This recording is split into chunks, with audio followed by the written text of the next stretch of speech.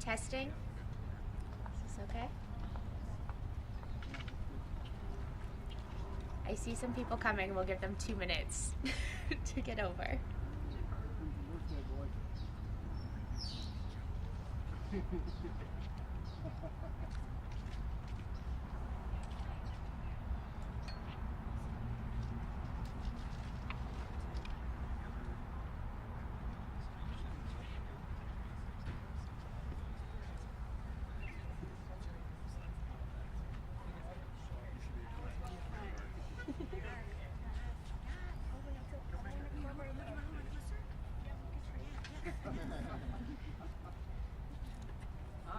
Good morning. My name is Casey Clowes, CASEY-CLOWES. I'm the Voting Rights Director for Progress Arizona. Today, voting rights advocates are joining together to fight for a clean fix that does not harm voters. Many states are in the process of adjusting their election administration timeline to meet deadlines set by the Electoral Count Reform Act. But Arizona is in a unique dilemma because the state legislature set us up for failure from the start. This is a problem of their own making when they enacted Michelle Ugenti-Rita's legislation that drastically lowered the threshold for automatic recounts, and any attempt to find a solution at the expense of voters is unacceptable. They created this problem by increasing the recount threshold fivefold, and that is where they should find the solution, not on the backs of voters. It's unacceptable for politicians to use the Electoral Count Reform Act as an excuse to hurt voters when they caused this mess. Any suggestion that reduces voters' access to the ballot box is one to place politicians' interests over those of the voters and our democracy. Decreasing how voters may complete our guaranteed process of fixing a minor issue with their ballots risks having Arizonans' votes thrown out. Changes to CURE would have disparate impacts on low-income, rural, tribal, and disabled voters who may have to travel further or may have to use public transportation to cure their ballots. Any solution that reduces voter access should be a non-starter for any pro-voter, pro-democracy legislator. We must put voters ahead of power grabs by election deniers. I'll now hand it over to our ranking elections Democrat, Senator Sundarshan.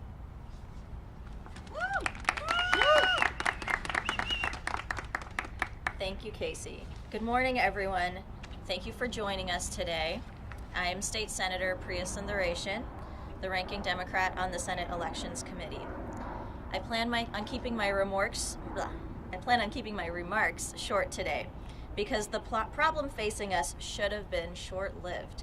A recent change to the state's recount law created the timeline obstacle in front of us, and Republicans have refused to simply address the recount issue as a clean fix. For months, Democrats have come to the table in good faith, and we believed that we could get a clean bipartisan fix across the finish line. Since September, we have had one simple request. Do not use this as an excuse to hurt voters. Now, rather than directly fixing a problem that they created, Republicans want to Christmas tree their proposed fix with a number of election policies that were already vetoed or that couldn't even get support from their own caucus last year. And more importantly, that do nothing to address the timeline needs. My colleagues in the legislature should be working to protect voters instead of trying to win political points.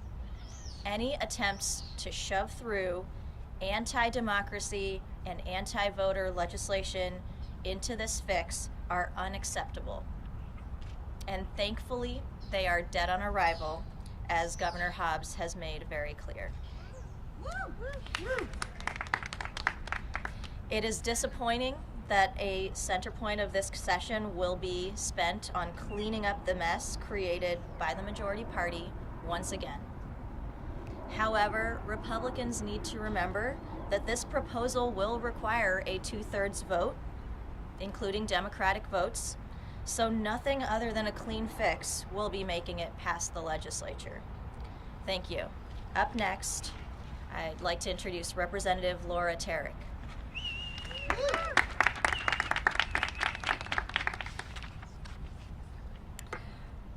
Well, good morning. I'm Representative Laura Tarek. I serve on the House Municipal Oversight and Elections Committee, and I also had the distinction of serving on Governor Hobbs's bipartisan elections task force as the House member. The recount timeline should be fixed and the solution should be clean. Voters deserve a solution that protects their rights.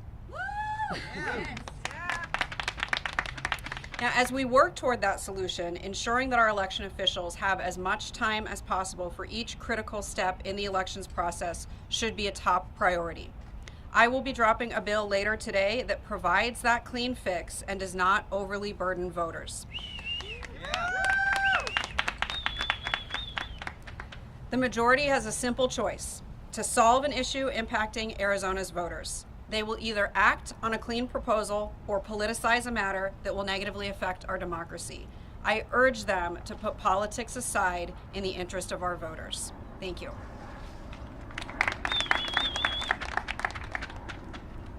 Hello, everyone.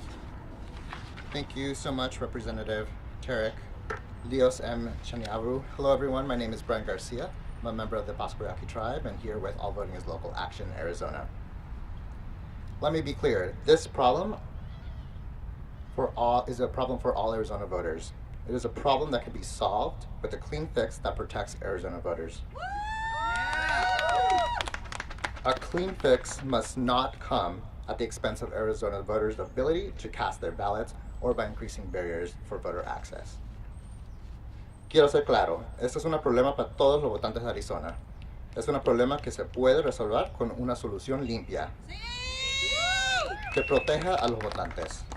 Una solución limpia no debe venir a detrimento de la capacidad de los votantes de Arizona para votar o aumentar más obstáculos para el acceso de votantes. This is not the time to play politics. This is the time to protect voters. Any proposal that increases barriers for voters is unacceptable and must be rejected. Voters must be able to cast their ballot and trust that their votes will be counted. No es el momento de juegos políticos, es el momento para proteger los votantes. Cualquier propuesta que aumente los obstáculos para los votantes no es aceptable y debe ser rechazada. Ensuring our election officials have the time needed for each critical step in the process should be a priority, but the solution to this self-induced problem cannot and must not harm Arizona voters. Garantizar que nuestros oficiales de las elecciones tengan el tiempo necesario para cada paso crítico del proceso debe ser una prioridad, pero la solución a este problema inducido por ellos de nuestros representantes no puede ni debe perjudicar a los votantes de Arizona. A special thank you to Governor Hobbs, who has stood up to protect voters by demanding that the solution to this problem not be solved by silencing the voices of Arizona voters. Un agradecimiento especial a la gobernadora Hobbs, que ha trabajado para proteger a los votantes, demandando que la solución a este problema no se resuelva, por silenciando las voces de los votantes de Arizona. Our message is clear. If you care about voters, pass a clean fix.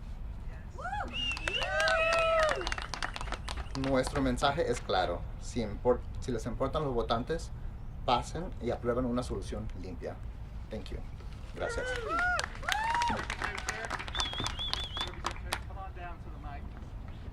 So, since you're going to be introducing the bill, tell us exactly what is a clean fix in terms of deadlines, in terms of verifications, in terms of curing.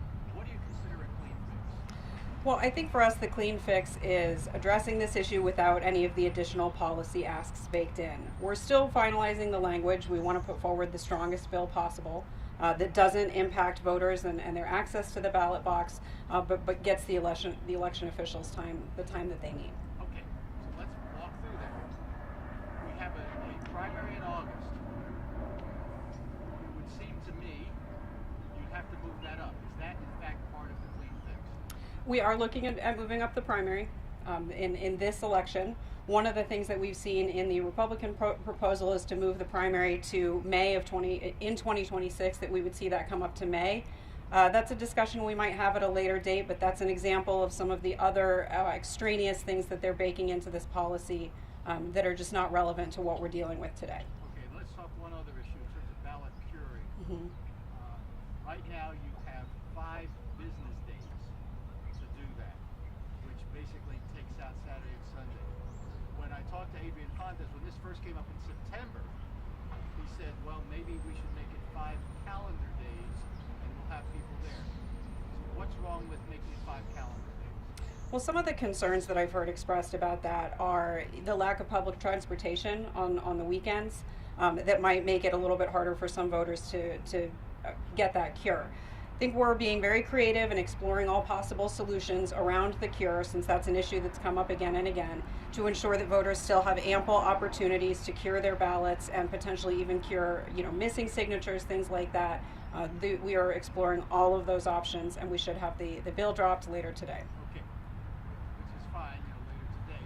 Meanwhile, are you going to try to reverse the higher threshold for recount? That is something that I think is still in discussion. It's one of the things I'd like to emphasize is that some of my colleagues said behind me is this is a problem of the Republicans' own making, and to not even have a discussion around that I think is irresponsible, because that's what caused this issue in the first place. And so to take that completely off the table is not something that I'm willing to do at this point. Okay, but you moved the primary, you solved the problem for the UOCAVA voters. I understand that. There's a federal law that says we have to have our numbers into Washington by December 11th. How do you do that if we don't change the recount rules? You have a solution? I mean, this is your bill. Well, and again, what I would emphasize is that these conversations are there's a reason I don't have the bill dropped right this second. If I did, we'd be able to go over all these in details. But we're having conversations with the counties, with the governor's office, with our caucus, to ensure that when we put this forward, we're working up until the very last possible minute to ensure that when we drop this, it has the strongest chance possible of moving forward, because that's what the voters deserve. Sounds like it's half-baked. Howie, can I interrupt you? Sure, go ahead. Millions of questions. I'm just kidding. I feel this with me. Are you working Republicans on your bill? You didn't mention them, and I think that that's pretty key here. And so if you drop something tonight, it might not leave enough time for those negotiations after. They kind of have to take place now.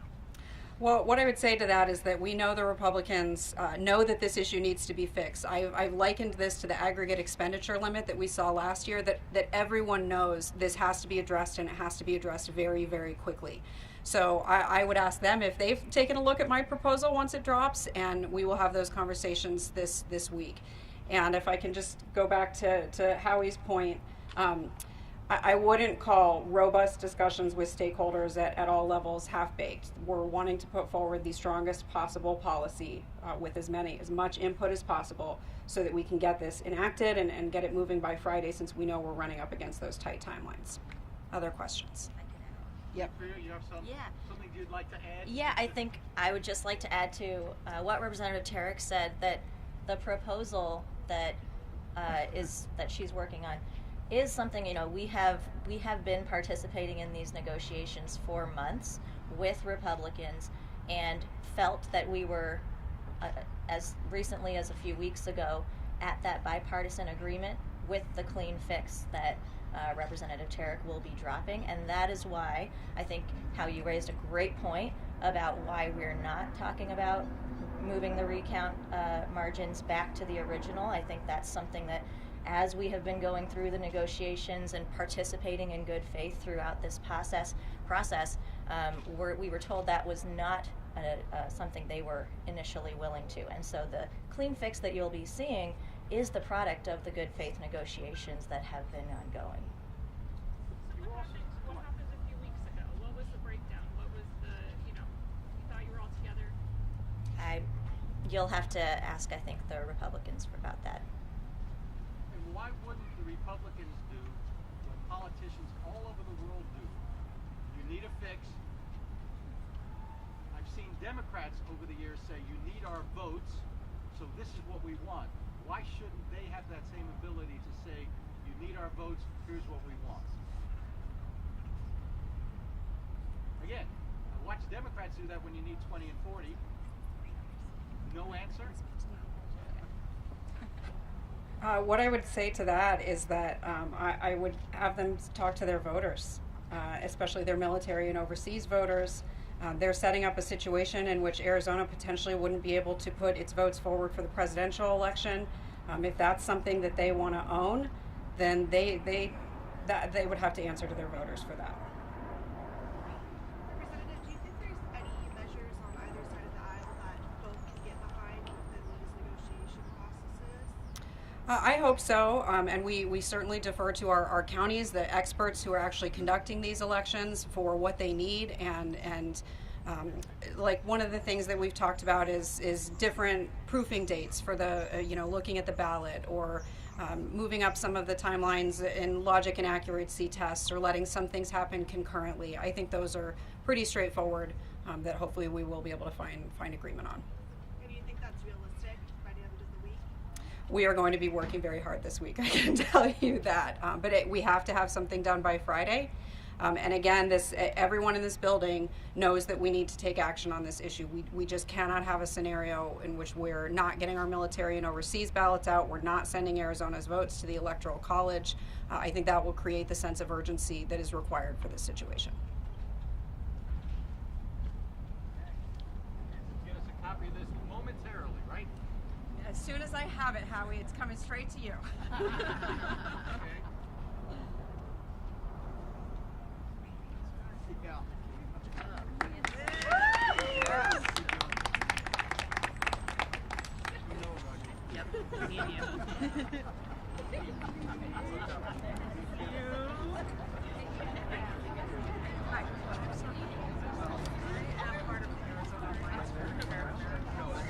Yes.